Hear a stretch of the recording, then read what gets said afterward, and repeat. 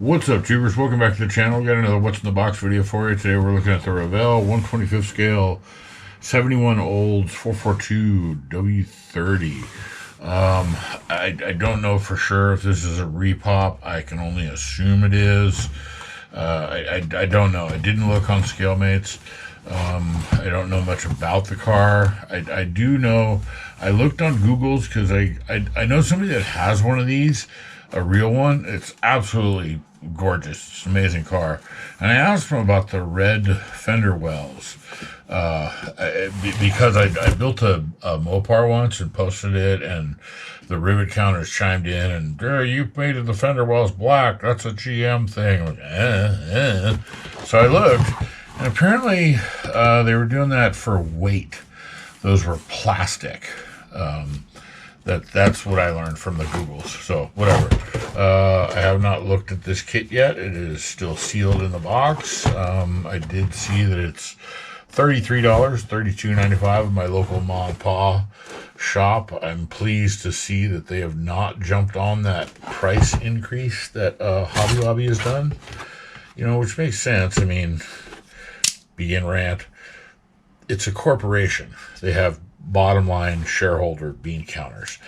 They must have seen that the only time they're selling models is when it's a 40% off. So they made an increase across the board to make up for that sale cut. That's the only thing I can figure, because it's only there. I mean, everything on the shelf in my Ma and Pa shop is still, I mean, that's expensive, yes, but it's not 40. They want $40 for models at Hobby Lobby. So, end rant, support your local Ma and Pa.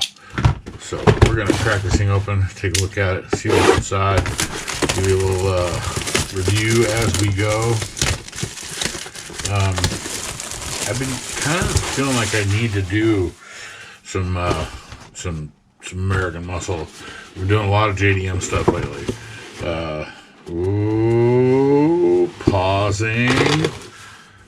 I'm doing a lot of JDM stuff lately and playing with a 3D printer, and I'm working on something right now that involves the Nissan Z cars. Got some files that were designed for a 350Z.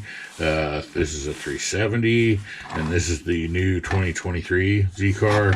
And these prints that I'm making, it looks like they're going to work. I mean, they're going to work. I have prints for this one specific that will work definitely, but I'm trying to see if the ones that I bought mistakenly will work for this car. It's pretty much the same design. Got these cool fins and diffusers and oil coolers and multiple big turbo exhausts, wheels, and just so stoked. This 3D printer has been such a cool addition to the hobby, but yet I digress. Let's see what we have in here and see if maybe it needs a wing. Huh? What do you think? A wide body kit on a 442? Yeah, that'll probably piss off some bean counter, some rivet counters. Anyways, been doing a lot of JDM cars. I think maybe it's time to do some American Muscle. And this looks like it'll probably fit the bill. You know, first off, let's look at this nice, pretty decal sheet. The Revell stuff is usually pretty nice. The registration is clean. Looks nice and glossy. They look good. Printed lettering for your tires. The manuals, typical Revell. Come on, whatever. Parts, put them here. Paint them that color. You know, it's a model. How many of us do actually use the instructions fully? Wow, that's a large body, first impression. And I can see already it's got crap tires in it. Just garbage. Bummer. That, yeah, those are going to go, you know where those are going to go. I mean, you probably got tons of these too. I don't need any more for my dioramas.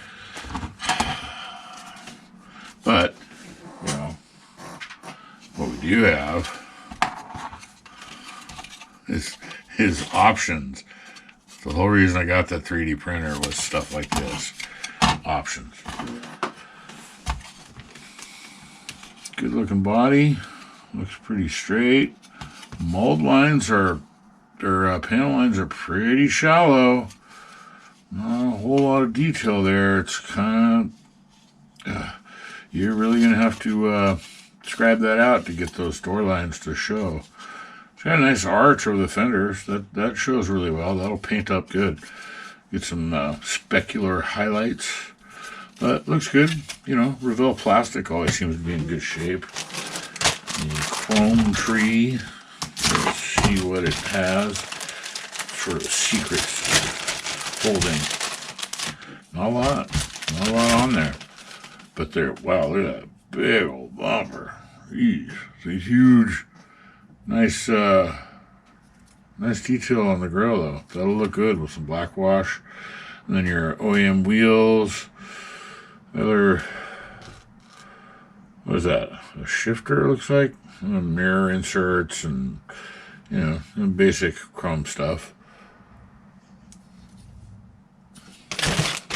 Moving forward, let's get the last stuff out of the way. Clears front and rear. Looks like good glass. Tail lights, clear plastic. You can paint up. Those look good. Always look better than the tinted red, in my opinion. Look at the two remaining bags here. This one appears to be undercarriage. Okay, this is cool. Again, I don't know a lot about the car, but I can tell right away that we've got an option for consoles that are, I don't know if they're actually correct for this vehicle, but you see one's for 4-speed and one's for an automatic, which was an option in this car. The, it's a cool OEM wheel. I like that. Nice details on the dash. Good, you know, crisp markings. That'll all paint up well. I noticed it did have decals for the instrument clusters that Revell usually does have. The underside and interior, no, that's just the interior tub portion with the seats and not a whole lot of texture on the floor pan. But then that's cool. So that makes it really easy to paint those up that separate color if you wanted to, you know, match the rivets, as it were. Good detail on the seats. The, what do you call those? Buttons, I think. No, there's an interior word for them. Feel free to chime in and let me know what those little buttons on seats are. I think maybe they are buttons. Yeah, to digress, rambling. The door cards look really nice raised, prominent details on the armrest and the handles. Those will paint up really well. And again, there's those little dots. Those will look good. You paint them one color and then paint those an opposite contrasting color. Bucket seats front and rear, so you get another nice color. Ashtray inserts on the back of the seats. Let's look on the door or anywhere else. Do we see any ashtrays? Actually, let me go back to the dashboard. And you know what I and other builders would love to see on these dashboards, or as an option? Can we see some 8-track radios or cassette? You know, 90% of people that have these cars yank that AM/FM thing out and put in a cassette player or an 8-track. Okay, there's a nice fin for the rear, which, you know, maybe it needs a bigger one. Easy now. Oh, is that nice? There's a boot to make it a convertible. Is that? Again, don't know anything about these cars. Did they make these as convertibles? Huh. Well, I mean, I guess. Again, with details, there's the visors are a different color. I mean, you could make them. It's a different part, so you could, you know, you could show some details on those. That's cool. It's a nice little extra. Looks like, what are those, wheelbacks? Jeez, those are huge. Engine interior, engine bay parts, radiator, shroud, battery, etc. And then lastly, I can't believe those are the only tires in that thing. I mean, this was essentially, this was a hot rod. You would think that Revell would at least put some bigger muscles on there. Bitch. Nice detail on the underside, though. You know, the part that we hardly ever see. I don't understand that. Really nice detail on the brake lines and fuel lines and all the lines and stuff. And then the frame itself has good markings. That'll paint up and detail out really nice. You can see also it's got the holes for the pins that registers and go together really well. Always appreciate that. Dual exhaust, one big single piece. Nice easy install. Suspension, axles. Looks like you've got two different rear end options. Huh, that's cool. I'll have to dig a little bit deeper and see what the difference is.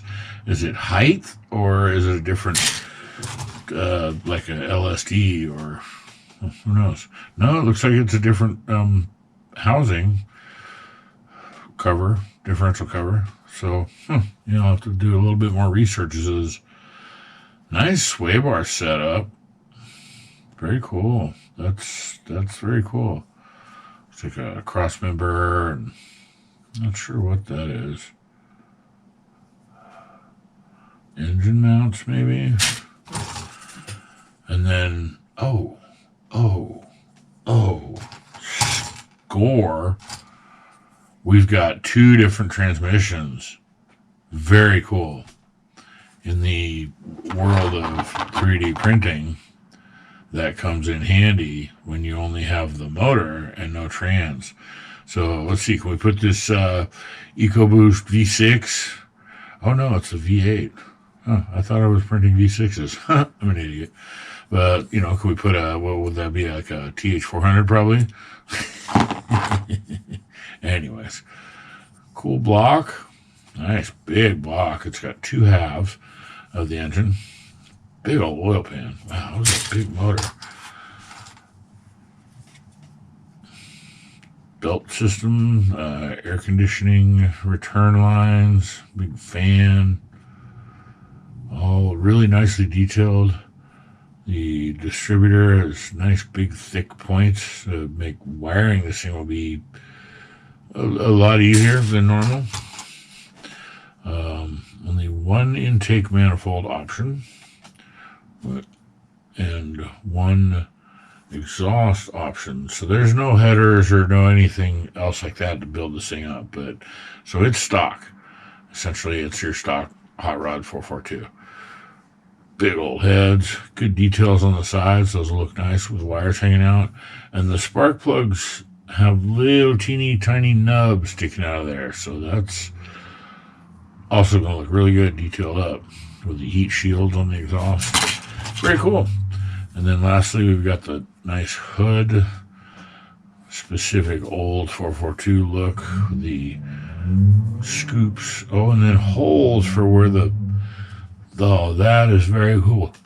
Excuse me, I almost sneezed. That is really cool. You don't really see that ever. That's the first time I've ever seen it. Actual holes where the hood pins go. Nice little detail.